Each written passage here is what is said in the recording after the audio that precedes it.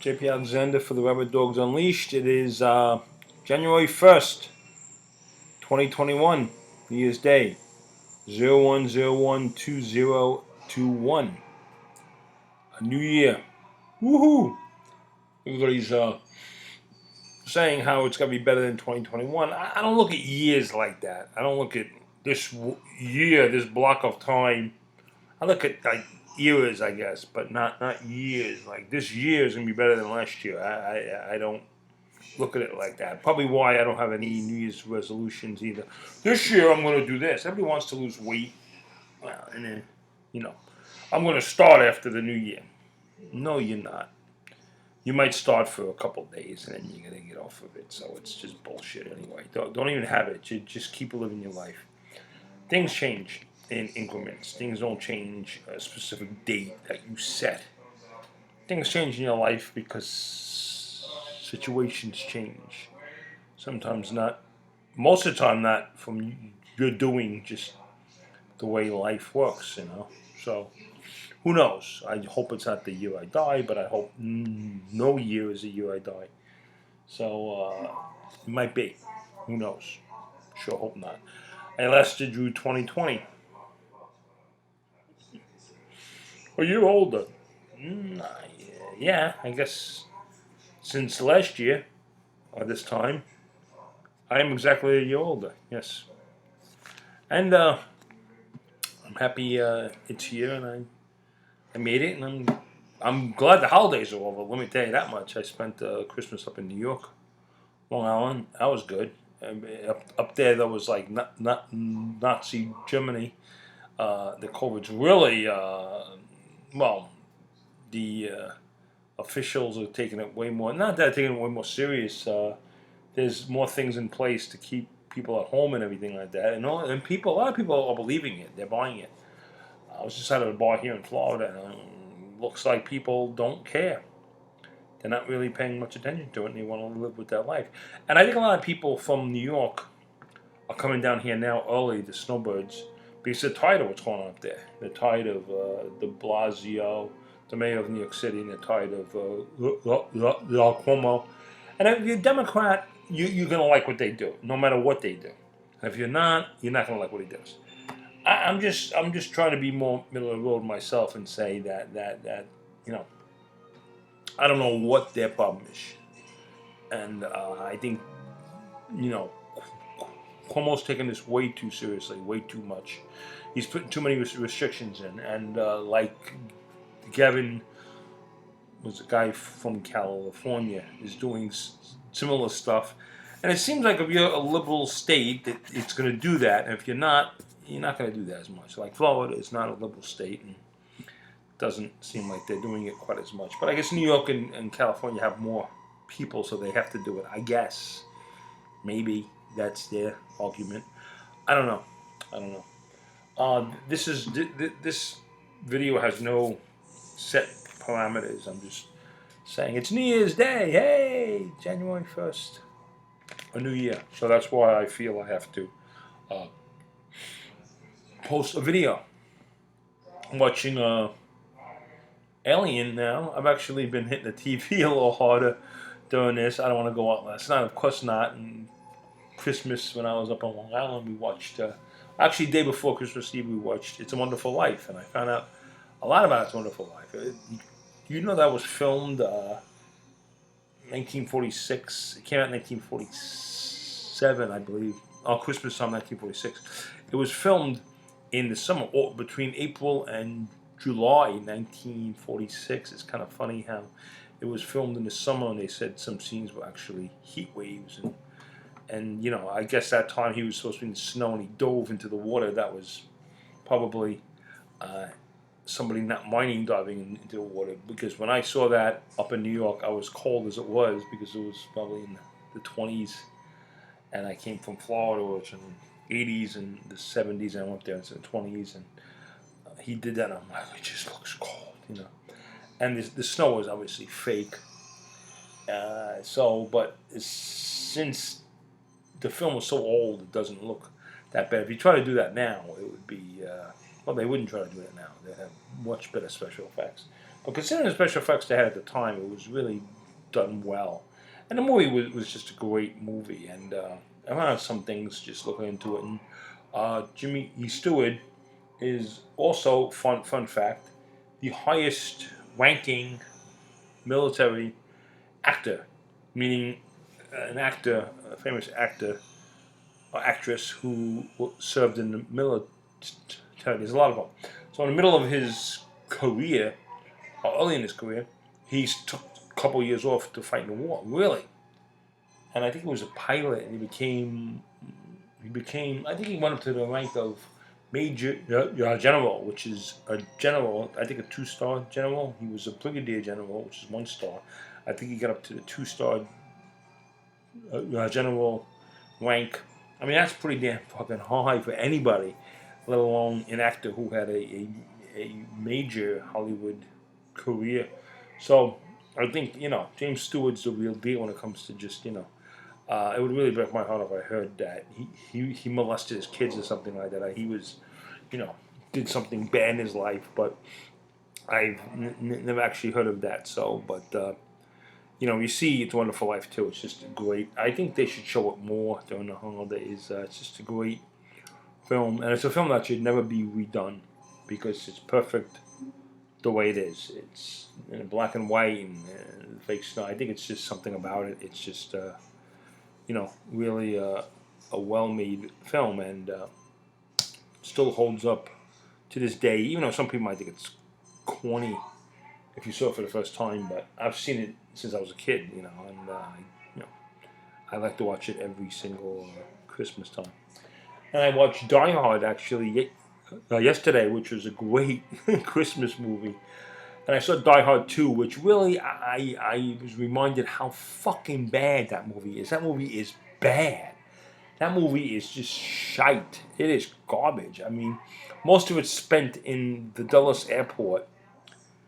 I don't know why. It was like they had to make a sequel right away, it seemed, and they just put any plot in there. I didn't like it one bit. I think it was. I watched it, and then I watched a little bit of the third one, which I didn't like either. Actually, the fourth one was pretty good. The one with Justin Long, I think that was actually pretty good. That was pretty eventful. So that and the first one are probably the two best. And I didn't like 2 or 3, and I didn't like 5. The Russian one, I think at that point it's over, it's too late, ended already. I also watched Jaws 2, which, believe it or not, I like. I actually think Jaws 2 is underrated. I think Jaws 2 was a good movie next to Jaws, and I found out a lot about it that Roy Scheider didn't want to do it, and I don't blame him, but he did it, and he put a lot into it. And I think Jaws 2 was a good follow-up to Jaws. We're all kids, and I know it seems a little corny, but it seemed like it had a bigger budget than Jaws, obviously, and I think it shows on the screen, and I did like the scenes with the kids and the boats, and I think the mechanical shark worked better because they showed more of it. I don't, Jaws 3 and 4, just drawing that out there, are total garbage. Don't even, shouldn't even have been made. But Jaws 2 was I think, a pretty good follow up, and you knew it was ridiculous that they're gonna have a Jaws 2. I put Jaws 2 in the same realm as a Hangover 2, which is it's probably doing a lot of things the first one did, but you wanted more of it, and that's like Hangover 2. Hangover 2 I liked. I wanted more of the debauchery, and that one gave it. So that's why I think Hangover 2 is almost as good as the original. I think Jaws 2 is not as good as Jaws 1, no, but I think it's pretty damn good. Jaws 1 was not a masterpiece of a film. It was a low budget kind of, and the shark didn't work most of the time, and it's almost one of those films that, in spite of the problems, it's still succeeded. Some of those films like Caddyshack, watching the making of Caddyshack, that's another one of those films where it was a fuck up. It was a boondoggle. I don't think it was a boondoggle, but it was one of those things that they just kind of put together, and they were rewriting it every night, and they just put the scenes in. When I'm watching the making of that, they were saying we had a script, and it was focusing more on the caddies, the kids in there, and then suddenly we had Ronnie Dangerfield and Ted Knight in the cast, and we had to use them more. So the kids, the whole plot with the kids and everything, kind of went by the wayside, and a lot of it was edited, and that you see some scenes and you're like, why are these? What happened in between there? And then scenes that explained it were just drawn out because they had probably too much. They probably filmed too much of it to actually put those in there. But the way it was, in spite of all the mistakes, it succeeded in being a movie we still watch nowadays and say, wow, what a great film. So that I think is Jaws too. I mean, Jaws, the first Jaws also. And the second Jaws was just a higher budget film. But I kind of like how I've seen all these films in the last couple of days. And I've also seen some films that were garbage, obviously. You're going to see that. But not going to mention those. I'm going to mention the films. Well, like I just did. Die Hard 2. Garbage. Look at these, everybody. These are grapes. Duh. What I do is, and my father was asking me about this. Why do you do it? You buy the grapes on the vine. My father goes, aren't the grapes, don't they last longer on the vine? I don't know, Dad. All I know is I get them on the vine, throw them in the sink, wash them pretty good. Just rinse them with cold water to get whatever crap off of them. Dry them off. Take them off the vine one by one. No, first I get them wet. I wash them. Then I take them off the vine. Then I put them on a paper towel and dry them off. And then I put them in the bag with this. And what you have here is all... There's the grapes, the red grapes, and the white grapes, or whatever, all in the bag, and I just eat them like this. Just take my bag and like potato chips. I have to think about it. You have to take this one off the vine, and you put it in your mouth, and it came off the vine, but it took a little stem, and that's in your mouth, and you're going to spit it out. No. They've taken the seeds out of grapes, which is good. They're seedless, which we love. But what I don't want is same with the vine. I want them like this. So I do all the work in the beginning. But then when you do eat them,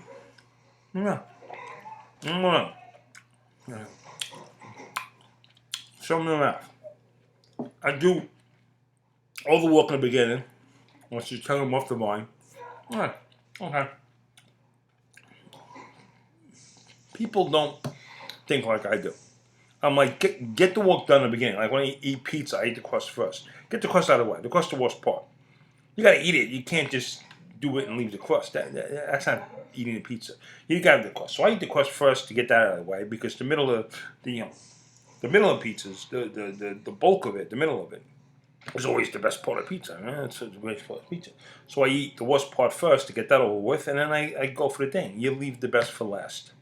Hopefully that's my life. My life is the last part of my life, which hopefully is the next 20, 30 years. Hopefully I last that long. It's the best part of my life. I'm going to be banging chicks, left and right. I'm going to be a stud. Of course, probably not going to happen. I'm being sarcastic now, but I sure hope so. You can hope like that. That's why I do this. I get the worst stuff out of the way first. What's the worst stuff? It comes on the vine. You got to wash it. Washing it, getting off the vine. Boom, get that all done. Now I'm eating it. Anybody's gonna watch this video, this is what you get out of the video. Right here. This is where the rubber hits the road, right here. I got a couple of things. New Year. Starting. A couple of things on my mind, okay? This isn't just to tell you about good movies and to tell you how to, make grapes the best way to eat grapes. No. This is me trying to help you out. This is some good shit. Good advice that you should have, okay? In Florida, they got these commercials on the radio. Probably all over the United States. I don't know. I don't know our country so much. I haven't been paying attention to American radio, but last year, finding out that you see a commercial comes on the radio, and it's like let's say it's a 60-second commercial. Let's just draw that, probably the number out there. 60 seconds, a minute commercial. For the first 55 seconds, there's a girl with a beautiful voice, great voice. Like a voice that if you were in bed, your dick will get hard as a rock, that kind of voice. And she's telling you about a great deal. This, some product has. Oh, we're gonna get you 20% off this, and if you do it with this or that, you can get this much off. And she's very easy to understand, very calm demeanor. Her voice is great. You listen to that, you're like, that's a good deal. That's what I want to do. I'm going to get that. Wow, that's interesting.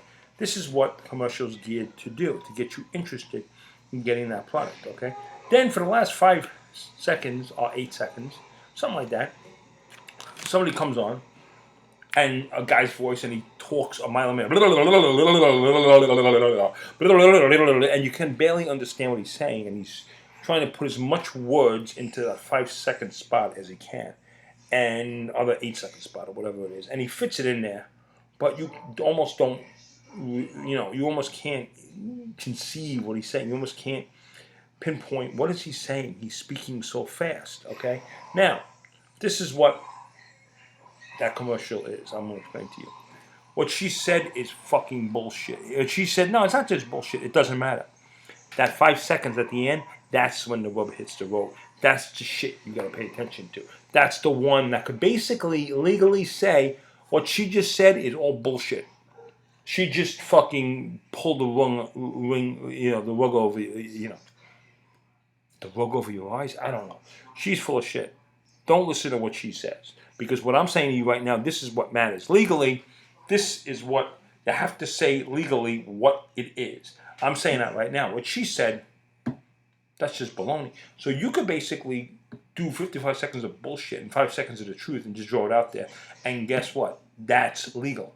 So that's what he's saying to you, that's what it is. He might say to you, what she just said, it's not true. You can't get that deal unless this. She said you could get that deal. She didn't say you will get that deal. She said you could get that deal. Okay? So basically, I'm telling you, yes, you could get that deal. But you have to do this. And guess what? 99.99999% of the people aren't going to do that. They're not going to be able to get this. But I'm telling you right now, in this 5 seconds where I'm speaking this as fast as I can, this is when the rubber hits the road. This is what you got to listen to. You don't listen to it because you don't understand what they're saying. And you pretty much already heard her. And you already got in your head, I'm going to buy that product. See, legally, they found a way around it. Legally, they have to tell you what's going on. They're doing it. But they're doing it after they tell you the bullshit. Then they're telling you that in a 5-second spot where the guy's speaking so fast you could barely understand him. But that's legal. That's when the rubber hits the road. Okay. When a girl says, when you ask out a girl and she's not dating anybody and she says, yeah, I'm not dating anybody, but I'm not in the process of dating. What she means is she's in the process of dating you. Okay, somebody comes along, she's going to go out with them. Women are always, looking. Don't think, when women say, I'm not looking for a boyfriend right now, that's not true. That's never true. If somebody good comes along, perfect comes along, or what she conceives as perfect comes along, she's going to go for it. Okay? No, there's no way she's sitting back going to, John Bon Jovi broke up with his wife, and he's like, I saw you at the pizza place, and I just really want to go out with you. And she's like, well, yeah, I just broke up with somebody, but I'm not in the process of dating, but thanks anyway. Yeah, no, that ain't fucking happening. So when she means she's not in the process of dating, it means she's not in the process of dating you. Okay? Because you're going to find out she doesn't have a boyfriend. She's lying to me, so she's telling you the truth. The truth is, no, I don't have a boyfriend at the time, but I'm not in the process of dating. All you got to do is draw you at the end of that. I'm not in the process of dating you. I'm in the process, I'm keeping my options open, but one of my options is not you. Okay, I got other options, which that guy over there might be an option. That guy over there might be an option. John Bon Jovi's definitely an option. You ain't an option. That option's not on the table, so that ain't gonna happen. And hey, that if you're young and you realize that, when you get to my age, you're not gonna care anymore. You're gonna be like, okay, fine. Believe me, I don't spend much time getting upset about when you're younger. Every rejection is it's like a stabbing in the heart. But then when you get older, it doesn't even fucking bother you that much. You can't even remember. It's like, okay, fine, yeah. You blow it off quickly. You blow it off and you move on. You don't think about it. The next day, I'd say, oh, did you ask? Oh, yeah. I did ask her out. Yeah. Like someone would say, I heard you asked out so-and-so. Oh. Yeah. That's right. I did ask her out the other day. Yeah, she said she wasn't interested. Well, no, she didn't say that. She said, yeah. She did. She said she's not in the process of dating. Which basically means she's not in the process of dating me. That's fine. I'm moving on. It doesn't matter to me. And not that I'm moving on. I'm going on anyway. I'm not like stopping or pausing or anything. I just asked her, you want to go home? She says no. That's fine. I'm an adult now. What happens is when you get older, it's not really personal. You don't take it as personal. Because believe me, everybody's got baggage. Everyone's got bullshit. There's a lot of shit going on. When you meet people our age, women or man, there's a battlefield. It's like a battlefield of bodies, and these bodies are waking up and having to go on with their lives. That's what it is. It's like everybody's hurt, everybody's been damaged. That's what the dating scene is when you get to, my age. When you're younger, dating scene's fresh. People are just, they're coming out for the first time. Like, it's almost like when you're growing up. Everything's new, everything's fresh. It's like smelling the It's almost like you've been in a coma forever and you're waking up. That's what it's like when you're dating when you're 17, 16, 15, 18. Those first couple of dating and then the sex for the first. That whole thing. When you're 55 years old, fucking come on. Nothing, nothing surprises you anymore. Nothing. Everything's been done. Everything's been shown. You've done a lot of shit. You've been through it all. You've dated good. You've dated bad. You've married good. You've married bad. I mean, you've been through that shit. I mean, you're my age. Chances are you've been married. If you haven't been married at my age, I don't know. Some people try to act like they're better off for not being married at my age. I don't think that's true. I think that's a reason you haven't been married at my age. I believe you should at least have tried it once by the time you're my age. I'm not gonna do it again. I basically have done once. I'm one and done. I'm not gonna do it again. I'm not gonna say never. I'm gonna say it's gonna have to be some special ass fucking girl to get me to marry somebody again. That's for damn sure. It's gonna have to be somebody I've never met yet. Okay, let's put it that way. Uh, yeah, somebody I've never met yet. I've never dated yet. Because if I did, I'd be married to this person right now. That's why it's gonna have to be somebody who lasts forever. Because I don't want to go through the bullshit of divorce. I would actually say that I don't want to get married again because the divorce is so fucking painful and so much bullshit and the lawyers come involved, and it's just I would say to anybody married, stay married. But I don't want to have this be a rant about divorce again. Like I've probably ranted already about this in other videos. Going back to a woman who says when she's not in the process of dating, she's not in the process of dating you. Just say okay and just move. Don't think about it. Just let it go. These grapes are too good to look at. Good. They're that good. Are they good? Yeah, they're good because I took them off the stem. I washed them. That's how they go. They're special grapes because they come from me. Which is called JP Alexander grapes. And they come in a bag like this. Already off the shelf. When you start this in the store, when you buy it, I say I'm buying it. Have to be taken off stem 24 hours ago. Taken off stem 2 hours ago. Taken off stem this date, this time. That's what I have to say. Because people are going to be like my father, doesn't stay fresh when it's on. I don't know why he's upset about why he have to act. He's asking it like, why would you take that off the stem? Because I want to eat it like this. I think people are going to look at this and they're going to follow me. If you see this video, you want to write something on the bottom like, oh yes, JP, you're a genius because I'm doing that right now and it's the greatest thing. Or I've done that too, just like you. And isn't it great? Yes.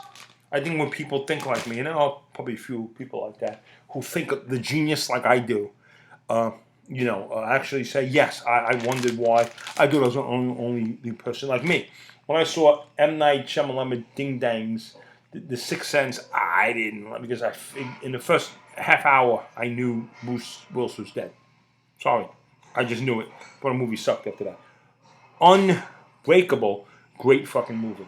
And I thought I was the only one who thought so. I'm like, Unbreakable is a far better movie than The Sixth Sense. I don't know why people don't even talk about it. And then next thing I know it, Quentin Tarantino great fucking director, comes out and says he feels the same way. You're right, dude. First of all, things Waterworld was underrated. I thought Waterworld was a good fucking movie, right? I think the problem who panned it because Kevin Costner was getting too big for his his ego was getting too big and they wanted to knock him down, so they picked that movie to knock him down. My God, cost $200 million. Okay, the movie wasn't worth more than $100 million or whatever it cost to make at the time. It's the most expensive movie in the world. I don't think it would deserve to be the most expensive movie in the world at the time, but it wasn't a bad movie. It was not a bad film. I mean, I liked it better when it was called Mad Max, but when it was called The Road Warrior, because it was like the Road Warrior on water. But you know something? Fine. I don't think the Waterworld was that bad of a film. I think it got bad press. Hey, there's a lot of fucking worse movies out there than Waterworld, believe me. And how much it cost is irrelevant to me. I mean, I think Titanic was no better than Waterworld. I think Titanic was worse. I was more annoyed than Titanic, and that cost a lot of money. I think Waterworld was supposed to be mindless, brainless summer fun, and that's what it was. Titanic was trying to tell you some story about love. Really? Again, I'm getting back into Titanic, and I shouldn't. But do you really want to watch, a movie about a woman 100 years old talking about an affair she had with some guy when she was 17? That's the love of her life. I'm sorry. I don't know. Going back to what I was saying. Oh, the rubber hits the road. I'm not in the process of dating you. When a cop pulls you over, I don't know what they're doing. Police, I'm very fucking smart. I got pulled over in New Jersey a couple of years ago. Maybe a year and a half ago, actually. And I had Jersey plates because I rented a car. It was a car rented in New York. And the guy said, do you live in New Jersey? No, it's a rent-a-car. Then he continued to keep saying, well, if you don't, you got to get a license in New Jersey. If you live here, I said, I don't live in New Jersey. What don't you understand about I don't live in New Jersey? And he asked me where I live. And I go, I don't really live anywhere right now. I have a Virginia license because that was the last place I said I lived, but I live in kind of Iceland now. But I just left Iceland and I'm going to move someplace in the States. And the guy just couldn't see what I was saying. He's like, yeah, it's like if you answer more than 2 words to a police officer, they're fucking like a deer in the headlights. Like, but this speaker goes to 11. Just it goes. So yeah, I found out that they're not really expecting big answers. And he asked a question. I expected him to say, "Dude," but he gave me. I was like, "You asked the question." I even said at one point. He said, "Well, I don't really care." I said, "Well, you asked a question. If you really don't want to have the answer, then don't ask it. Just say, dude, you were speeding. I'm going to give you a ticket." Great. Does it have to? Do you have to know where I was and where I'm going? No, you don't have to know. That's really none of your business, And he said, "Are you drinking?" It was 10 o'clock in the morning. I said, "Nah, it's 10 o'clock in the morning. I try to wait until he's happy hour." And he asked me like 2 times after that, like if I had any drugs, because I want to say, dude, why don't you just take my blood alcohol? You want to take my blood alcohol right now? Have me walk a straight line? You want to have somebody come here and give me a shot and test my blood for drugs? Go right ahead. I don't care. But you're asking me a question. I'm giving you the honest answer. No, I have not had. But I could be lying.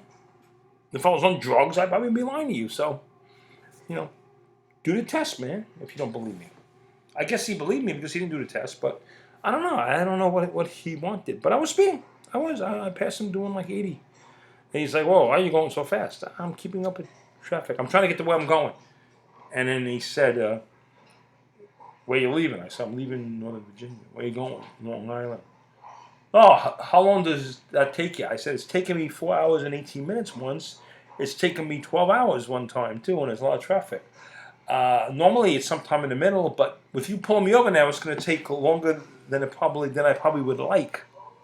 Hence, fucking write the ticket and let me go on my way, I'll probably go to speed limit in this state until I hit New York, and then I'll probably speed again because I'm trying to get to where I'm going.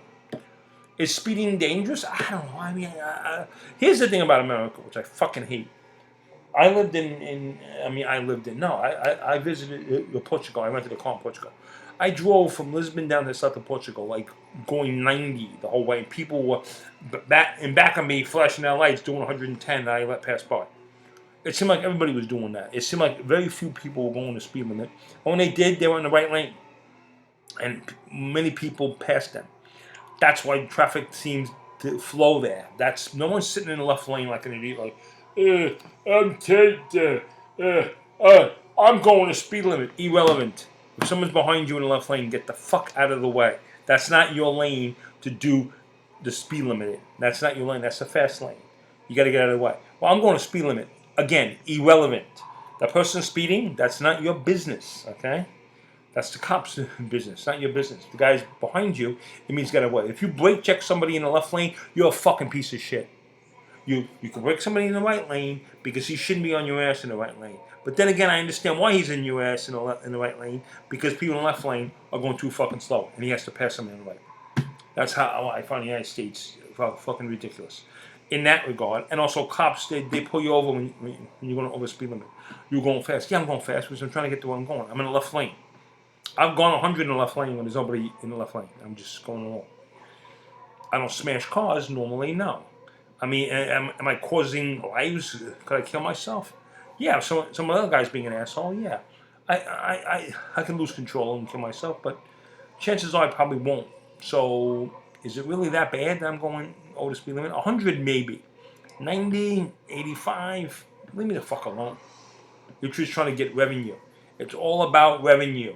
It's not about saving people's lives and helping you on the road. No, it's about revenue. It's about getting more money for the state.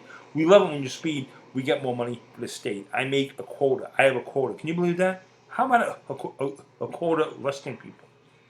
How about that kind of quota? How about a quota not of how many donuts I ate last night and cups of coffee I had when I was sitting in my squad car? No. How many arrests I've made. Anyway, I can keep on going on all fucking day. I know the rest of July 4th, it's after 10 o'clock. Yeah, the rest of July 4th. The rest of January 1st, I'm going to spend spewing bullshit, which I've been doing. But I kind of like how this is just my flow of consciousness. Nothing coming out of me right now is in any kind of order or structure. It's just me throwing stuff at you. And hopefully 2021 will be more of that. Anyway, this is JP Alexander for the Rabid Dogs Unleashed. Until next time, ciao. Have a good year. Have a great year. Happy New Year.